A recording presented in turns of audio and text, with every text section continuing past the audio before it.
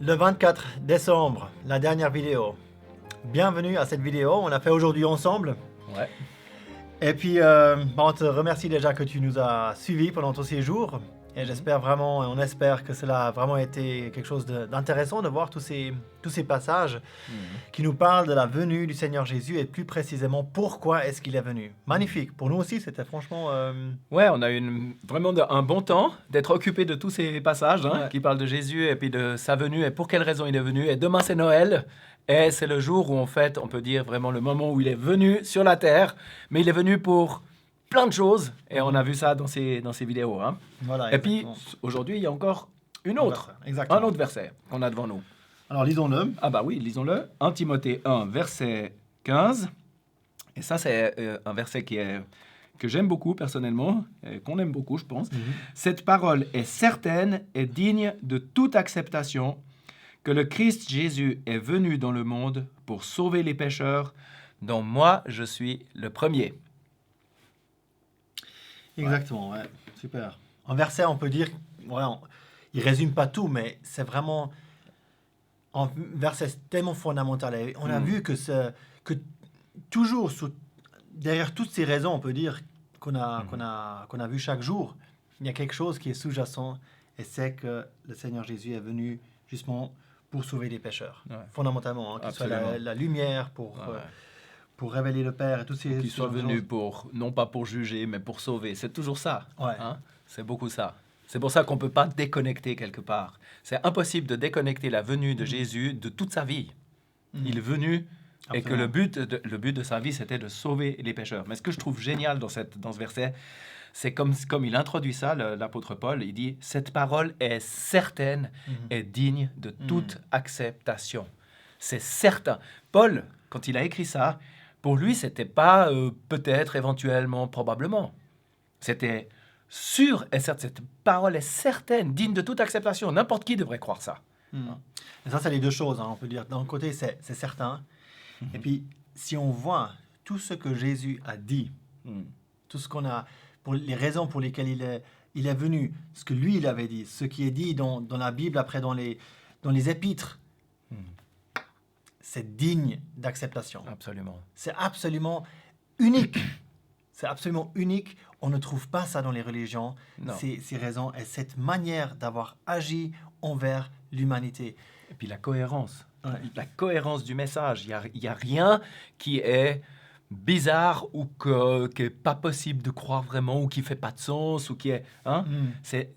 Tout peut être présenté de manière claire, les choses sont claires, limpides, pas qu'on comprenne tout, parce qu'il y a des passages qui sont obscurs, mais le message, il est cohérent. Le message, il est vrai, on le sent qu'il est vrai. Ouais, et ça, on le réalise des fois aussi, je trouve. Plus on étudie la Bible, plus on voit les... Absolument, ouais. À un moment donné, on dit, mais c'est impossible. C'est des auteurs qui ont vécu dans des régions totalement différentes, à des époques totalement différentes, et qui ont fait ce message, qui ont tous parlé de Jésus, de sa venue, et ensuite, Jésus, il vient, les prophéties qui ont été dites s'accomplissent exactement telles qu'elles ont été dites à l'avance. C'est impossible que ce soit tout joué ou tout fabriqué. C'est impossible. C'est absolument génial. Ouais, de voir comme le Nouveau Testament est confirmé par l'Ancien Testament, comme l'Ancien Testament annonce plein de choses qui sont toutes exactement comme ça s'est passé dans le Nouveau Testament. Le fait qu'Israël ne croirait pas en Messie, qu'il le crucifierait, qu'il serait ressuscité, que l'Évangile serait annoncé dans tout le monde entier, et puis qu'eux, ils croiraient pas. Enfin, toutes ces choses-là, tout était annoncé à l'avance. Tout est présenté déjà dans les Écritures de l'Ancien Testament. C'est pour ça que c'est digne de toute acceptation. Mais que le Christ Jésus est venu dans le monde, pourquoi? Pour sauver les pécheurs. Amen. Et l'apôtre Paul, il disait qu'il était le premier. Lui, il avait persécuté les chrétiens, il avait tué des chrétiens, il avait vraiment fait tout plein de choses. Mais finalement, on peut tous dire, quand on regarde un petit peu dans notre propre cœur, on peut tous mettre à la place de l'apôtre Paul puis dire, moi aussi, je suis le premier des pécheurs. Moi, avec tout ce que j'ai fait dans ma vie, toutes les choses tordues que j'ai pensées, que j'ai dit et que j'ai commis, je suis aussi le premier des pécheurs. Ouais, mais absolument. le Seigneur Jésus est venu pour nous sauver. Exactement, ouais. Ouais, vraiment, ça c'est quelque chose qu'on aimerait aussi vous dire. C'est qu'on est ici, on parle de ces choses-là. Et puis, on ne veut pas parler de haut comme ça sur vous et vous dire, voilà, on sait tout. Ben, vous ne voyez pas ce qui se passe dans notre tête. Ouais. La journée, comme on est à la maison des fois, comme on s'énerve ou comment on fait des choses qui sont mal placées aussi. Et vraiment, on peut dire exactement la même chose que Paul ici. Jésus-Christ est venu dans le monde pour sauver les pécheurs, dont moi, dont nous sommes les premiers. On est vraiment pécheurs et on n'a absolument aucun mérite. Si on a cette certitude de venir au ciel, il y a vraiment 0,0 qui vient de nous, mais tout vient vraiment du Seigneur Jésus qui est venu dans ce monde justement pour nous sauver. Hein. Ouais, il nous a sauvés, il nous sauve pour l'éternité, puis il nous sauve aussi dans le chemin maintenant dans notre vie de tous les jours, Absolument, pour marcher d'une manière qui corresponde à ce qu'il désire. Et puis, on a bien des progrès à faire, certainement, mais on sait aussi que nous, on a plus ce désir de vivre pour notre propre volonté, et faire notre propre volonté, mais on désire faire la volonté de celui qui nous a aimés, qui a donné sa vie pour nous. Et c'est la même chose pour toi. L'apôtre Pierre, il dit que vous devez revenir au berger de vos âmes. Amen. Et peut-être, toi, tu es encore en train de faire ta propre volonté, en train de rôder à travers le monde, sans espérance et sans but. Reviens au berger de ton âme. Et prends contact avec nous si tu as besoin d'aider ou d'être aidé. Mais voilà, nous, c'est la meilleure chose qu'on puisse faire, c'est retourner vers le berger. Oui, absolument. Ouais. Dieu, le Seigneur Jésus. Ouais, on espère vraiment que cette série vous a fait envie de connaître Jésus, de vous approcher de lui, de lui faire confiance. Et encore une fois, voilà, ce que Luc vient de dire, c'est vraiment important. Si vous avez des questions, si vous voulez prendre contact avec nous, s'il y a des choses qui vous interpellent, vous pouvez nous contacter via le site. Mais aussi, en fait, demain, pour ceux qui habitent en Suisse romande, demain, on va être avec plein d'autres chrétiens aussi, à la Riponne, en fait. Exactement. À la tente, il y a une tente qui s'appelle la tente de partage aussi.